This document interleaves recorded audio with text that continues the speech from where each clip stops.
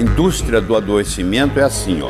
Você tem uma doença, você vai no médico, ele te dá um remédio para essa doença.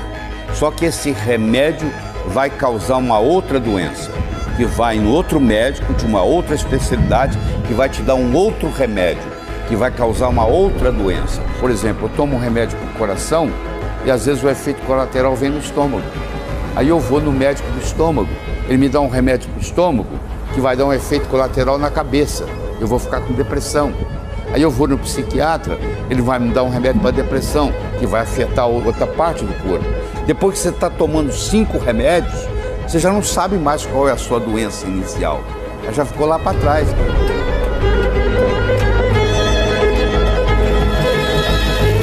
85% da verba do SUS é gasta nos últimos 2 anos de vida do brasileiro. Ou seja, o indivíduo vive errado a vida inteira e não vale nada, ele vai morrer de qualquer jeito. E segundo, o remédio não cura nada. O remédio remedia.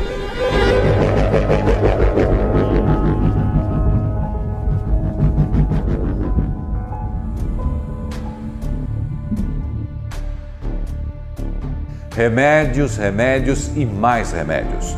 Você toma diariamente 2, 3, 4 comprimidos vendidos como milagrosos. Mas as estatísticas mostram que eles não curam nada.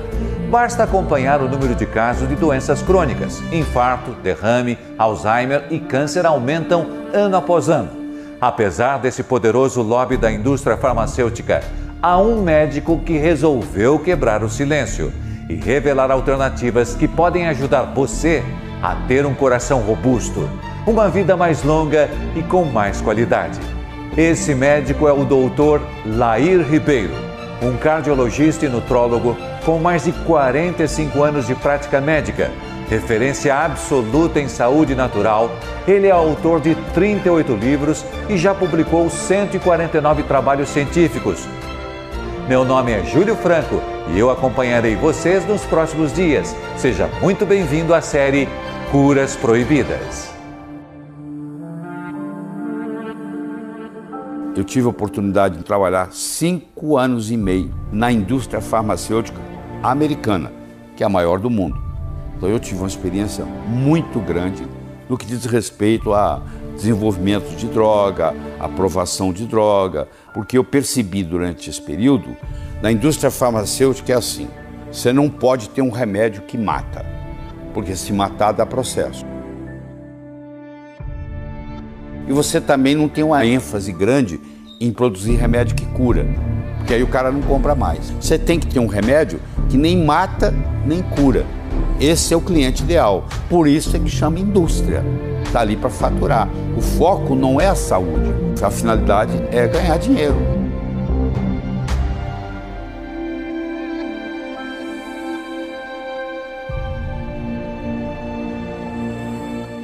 Porque o medicamento é uma coisa meio triste, mas você cria uma dependência dele. Então parece que você nunca vai largar. E eu estava bem ruim. Foi transtorno de ansiedade, síndrome do pânico, tensão pré-menstrual. Você tá ali numa situação e você fala, será que isso que eu tô tomando realmente tá fazendo efeito?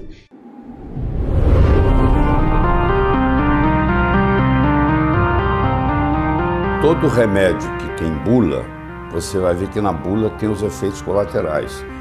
A maioria dos pacientes, se lê a bula, não toma um remédio. Comum, por exemplo, no diabetes tipo 2, que a pessoa toma remédio a vida inteira e a preocupação é baixar a glicemia. E tem vários estudos, o ACCORD, o ADVANCE, o estudo dos veteranos nos Estados Unidos, mostrando que aqueles pacientes que controlaram melhor a glicemia, o açúcar no sangue, morreram mais cedo. Quer dizer, o tratamento foi pior do que a doença.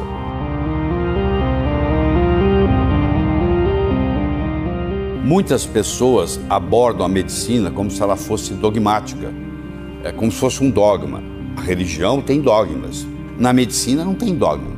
Na medicina tem ciência. Ou é ou não é. Mas tem certas mentiras que vêm sendo falado há tanto tempo e dá tanto dinheiro e comercializa tanta coisa em cima daquela mentira que ela acabou virando um dogma. E para destruir um dogma é muito difícil. Se você pegar um livro de 1920 de ginecologia e obstetrícia, lá está recomendando que quando uma mulher grávida começa a ficar muito nervosa, é sugerido que ela comece a fumar, porque a nicotina acalma. Hoje nós sabemos que uma mulher grávida não pode passar nem perto de quem está fumando. E isso era recomendado. Você vê, era um mito. Então, como tem esse mito, existem inúmeros mitos. O maior de todos que nós temos no momento é o mito do colesterol.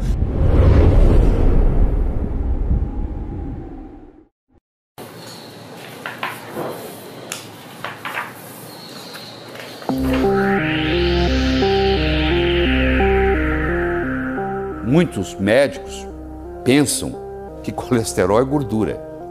E colesterol não é gordura. Colesterol é um lipídio. Nem todo lipídio é gordura, porque ele está em todas as membranas da célula. 25% do colesterol que você tem está no cérebro. Os hormônios esteroidais são todos feitos de colesterol. A famosa vitamina D3 é feita de colesterol. A bainha da mielina é constituída de colesterol. E é tão importante o colesterol para o corpo que o organismo não delega, não terceiriza. Ele faz o próprio colesterol. Ele não depende do colesterol da dieta. Se não tiver colesterol na dieta, ele fabrica. Se o remédio para baixar o colesterol fosse inócuo, se ele não fizesse mal, até tudo bem. Só que eles são venenos. Porque muito antes deles baixarem o colesterol, eles baixam o esqualeno, eles baixam os dolicóis, eles baixam o coenzima Q10. São substâncias essenciais para a nossa saúde, principalmente a saúde cerebral e também cardíaca. Porque no frigir dos ovos, quem faz uso de um remédio do grupo estatina para baixar colesterol acaba desenvolvendo insuficiência cardíaca congestiva. E hoje uma das principais causas de insuficiência cardíaca congestiva é o uso crônico de estatina.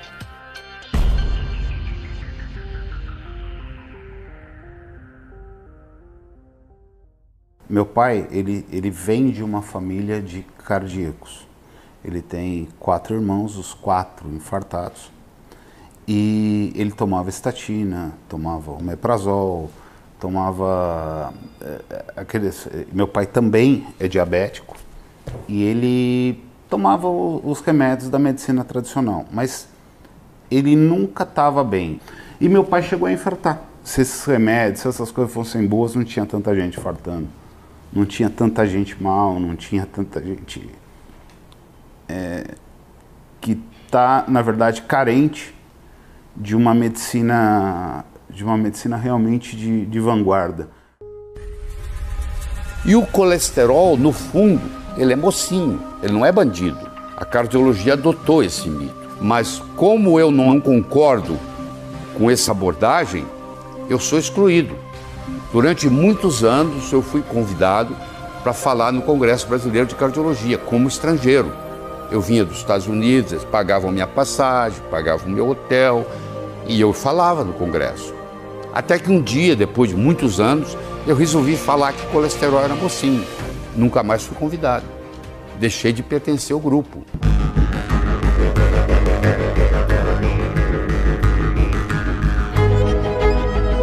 E aí, lá onde eu morava, nos Estados Unidos, tinha um indivíduo, já dos seus 86, 87 anos, que tinha uma lojinha de produtos naturais. E eu ia lá e ficava conversando com ele. E ele tinha um conhecimento muito grande. E ele foi me emprestando os livros, a minha cabeça foi mudando. Chegou uma hora, eu falei, bom, existe um outro caminho que leva a Roma. Eu quero explorar esse caminho.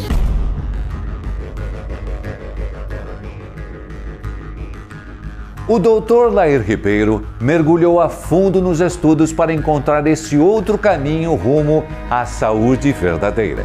Hoje, ele estuda de 8 a 10 horas do seu dia para apresentar alternativas efetivas que não são transmitidas pela mídia tradicional, mas que de fato combatem a causa das suas dores e doenças. No segundo capítulo da série Curas Proibidas, você saberá qual o real gatilho do infarto, do AVC do diabetes e outras enfermidades graves. Além de conhecer substâncias que podem tratar e reverter problemas de saúde, como pressão alta, arritmia cardíaca e colesterol. Você verá ainda casos de pessoas reais que conseguiram superar as adversidades e que encontraram uma forma de viver livre de preocupação, de forma ativa e com uma saúde vigorosa. Não perca o próximo episódio. Você irá descobrir como viver mais e melhor do que em anos, seguindo os conselhos do Dr. Lair Ribeiro. E não esqueça de contar o que você espera assistir na série Curas Proibidas na caixa de comentários aqui de baixo. Te vejo no próximo capítulo.